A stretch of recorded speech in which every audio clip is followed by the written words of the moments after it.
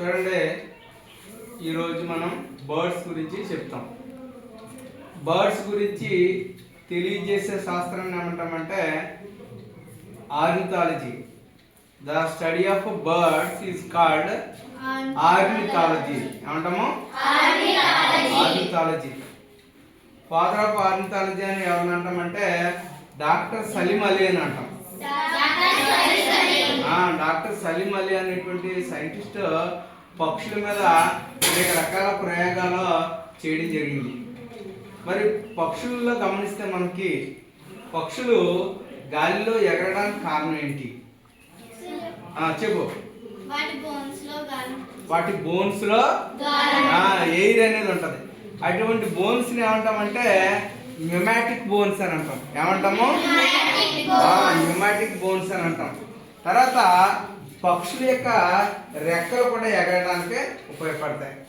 ఆ రెక్కల్ని కదిపే కండరాలు కూడా ఉడ్డే కండరాలు అంటాం. ఆ కండరాలు బలంగా ఉండడం వల్ల అవి రెక్కల్ని కదపగలవు. అందుకే పక్షులు ఎగరడానికి కారణం ఏంటంటే వాటి ఎముకలలో గాలి ఉండడము, పక్షుల యొక్క శరీరం పైన ఫెదర్స్ ఈకలు ఉండడము, తర్వాత దాని బాడీ షేప్ ఎలా ఉంటదంటే వి షేప్ లో ఉండడం. ఏ షేప్ లో ఉంటది? వి షేప్ లో ఉండడం వల్ల ఏమవుతుందంటే వి షేప్ లో ఎలా ఉంటది. ఎలా ఉండడం వల్ల రెక్కలు ఎలా ఆడించింది అనుకోండి, ఆ రెక్కల ద్వారా వచ్చే గాలి ఎలా బాడీని లేపుతుంది అన్నమాట. ఈజీగా ఎగరగలదు. తర్వాత పక్షులు మనకి ఈజీగా ఎగురుతూ ఉంటాయి. పక్షులు ఒక చోట నుంచి ఒక చోటకి వెళ్తూ ఉంటాయి. ఆ వెళ్ళడాన్ని ఏమంటాం తెలుసా? పక్షులు ఒక చోట నుంచి ఒక చోటకి వెళ్ళిపోతూ ఉంటాయి. మూమెంట్ కదలడం అది కాదు, గుంపులు గుంపులుగా వెళ్తాయి. దాన్ని ఏమంటాం? మైగ్రేషన్. ఏమంటాము? వలస వెళ్ళడం. మైగ్రేషన్ అనేది ఎందుకు వలస వెళ్తాయి? ఆహారం కోసం, తర్వాత గుడ్లు పెట్టడం కోసం, అలాగే వాతావరణ పరిస్థితులు బాగాలేనప్పుడు వెళ్ళిపోతాయి. ఓకేనా? దాన్ని మైగ్రేషన్ అని అంటాం. తర్వాత ఒక చోట నుంచి ఒక చోటకి వెళ్ళిపోతా ఉంటాయి. కొన్ని వేల కిలోమీటర్ల దూరంగా ఎగురుకుంటూ వేరే దేశాలకు వెళ్తూ ఉంటాయి. అలా వెళ్ళేటువంటి సైబీరియా కొంగ అనేటువంటిది ఒక కొంగ ఇతర దేశాల నుంచి, అంటే రష్యా దేశం నుంచి మన భారతదేశానికి వలస వస్తుంది. తెలుసా? భారతదేశంలో రాజస్థాన్లో భరత్పూర్ అనేటువంటి ప్రాంతం ఉంది. ఆ ప్రాంతానికి వలస రావడం అనేది జరుగుతూ ఉంటుంది అన్నమాట. తర్వాత పక్షులు ఓవిపారస, వివిపారస. ఓవిపారస అంటే ఏంటి? గుడ్లు పెట్టేటువంటి జంతువులు. గుడ్లు పెట్టే జంతువులు ఓవిపారస అని అంటాం. ఎగ్జాంపుల్ మనకి పక్షులు గుడ్లు పెడతాయి. మరి పక్షుల్లో అన్ని పక్షులు కూడా ఎగరగలవా?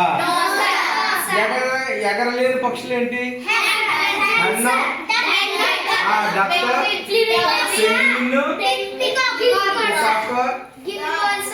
గిన్నెకోడి, అలాగే ఆస్ట్రిచ్, కోడి, ఇవన్నీ కూడా ఎగరలేవు.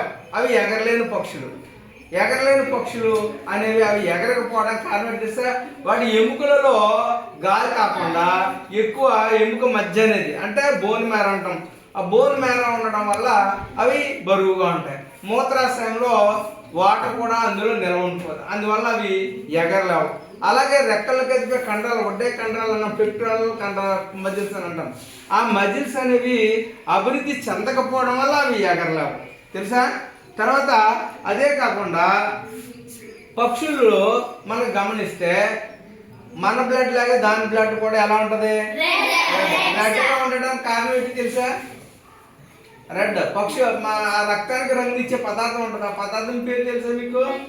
హీమోగ్లోబిన్. ఏంటి? హీమోగ్లోబిన్ అనేది వాడి యొక్క బ్లడ్ లో ఉంటుంది అన్నమాట. తెలుసా? పక్షుల్లో మన శరీరంలో హార్ట్ ఉంది కదా, హార్ట్ లో ఎన్ని చాంబర్స్ ఉంటాయి తెలుసా? మన హార్ట్ లో 4 చాంబర్స్. ఎన్ని? వెరీ గుడ్, 4 చాంబర్స్ ఉంటాయి. అలాగే పక్షుల యొక్క హార్ట్ లో కూడా 4 చాంబర్స్ ఉంటాయి. ఎన్ని ఉంటాయి? 4 చాంబర్స్ ఉంటాయి పక్షుల యొక్క హార్ట్ లో కూడా. తెలుసా మీకు? తర్వాత మన జాతీయ పక్షి ఏది? పికాక్. ఏంటిది?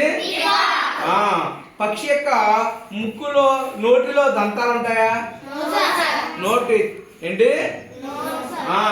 టీత్ అనేటువంటివి ఉండవు పక్షుల యొక్క నోట్లో. మరి పక్షిలో రెండు దవడలు కలిసి ముక్కు అనేది ఏర్పడింది. ఆ ముక్కుని మనము బీక్ అని అంటాం. ఏమంటాం? బీక్.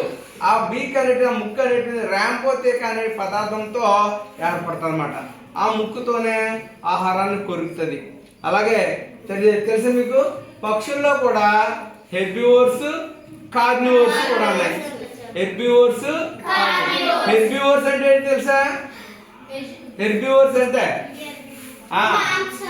కాదు, కార్నివోర్స్ అంటే మాంసాహారం. హెర్బివోర్స్ అంటే వెజిటేబుల్స్ తినేవి. కొన్ని పక్షులు వెజిటేబుల్స్ మాత్రమే, గింజలు వాటిని తింటాయి. కొన్ని పక్షులు మాంసాన్ని తింటాయి. కొన్ని పక్షులు రెండింటిని కూడా తింటాయి. ఇలా రకరకాల పక్షులు ఉంటాయి. అర్థమైందా? తర్వాత ఇవి పక్షుల యొక్క శరీరం పైన ఈకలు అమరి ఉండడం అనేది జరుగుతూ ఉంటుంది.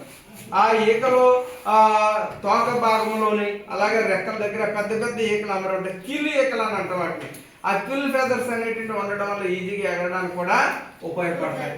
అంటే పక్షి ఎగురుతుందంటే కారణం ఎముకలలో గాలి ఉండడము, అలాగే రెక్కలు కలిగి ఉండడము, రెక్కలు కలిపేటువంటి కండరాలు కలిగి ఉండడము, అలాగే శరీరం పైన ఫెదర్స్ అనేటువంటివి బాగా అభివృద్ధి చెంది ఉండడం అనేది జరుగుతుంది. ఇవి పక్షుల గురించి మనము చెప్పుకున్నాం. తెలుసా? మనం మనలాగే పక్షులకి జీవించే హక్కు ఉందా లేదా? అందుకే పక్షులు మన హాని కలిగించే పక్షులకి అవి పెట్టేటువంటి గుడ్లు ఎక్కడైనా కనబడినా మనం రాళ్ళుతో వాటితో కొట్టకూడదు. వాటికి కూడా సంరక్షణ అనేది ఉండాలి. ఎందుకంటే మనకి భూమి పైన అన్ని జీవులకి జీవించే హక్కు ప్రతి జీవితం ఉంది. అర్థమైందా? ఇది పక్షుల గురించి మనం చెప్పుకున్నాం. ఇందులో మెకానిజం జాగ్రత్తగా గమనించండి. ఇక్కడ నేను ఏం చేశానంటే ఒక స్ట్రా తీసుకున్నాను. స్ట్రాను తీసుకుని నేను తయారు చేశాను. ఇక్కడ చూడండి, 2 స్ట్రాలు తీసుకున్నాను. ఒక స్ట్రా ఏమో తన బాడీ మూమెంట్ని కలిగిస్తుంది, ఒక స్ట్రా ఏమో తన యొక్క వింగ్స్ని కదలడానికే ఉపయోగపడుతుంది. ఇవి కూడా మీరు తయారు చేసి రాగలరా ఇంటి దగ్గర? జాగ్రత్తగా ఈ మెకానిజాన్ని జాగ్రత్తగా అబ్జర్వ్ చేయండి, మీరు కూడా చేయగలరు. ఇటువంటి చిన్నవి చేస్తే పెద్ద పెద్ద మిషన్లు ఏ విధంగా పనిచేస్తాయి అన్నది కూడా మీకు ఈజీగా తెలిసిపోతుంది. అర్థమైందా? ఓకేనా? మరి రకరకాల పక్షులు కూడా మీరు కూడా తయారు చేయాలి. ఓసర వెళ్ళని, అలాగే ఫ్రాగ్ కానీ, ఇలా రకరకాల జంతువులు పెట్టి మనం కూడా తయారు చేయగలం.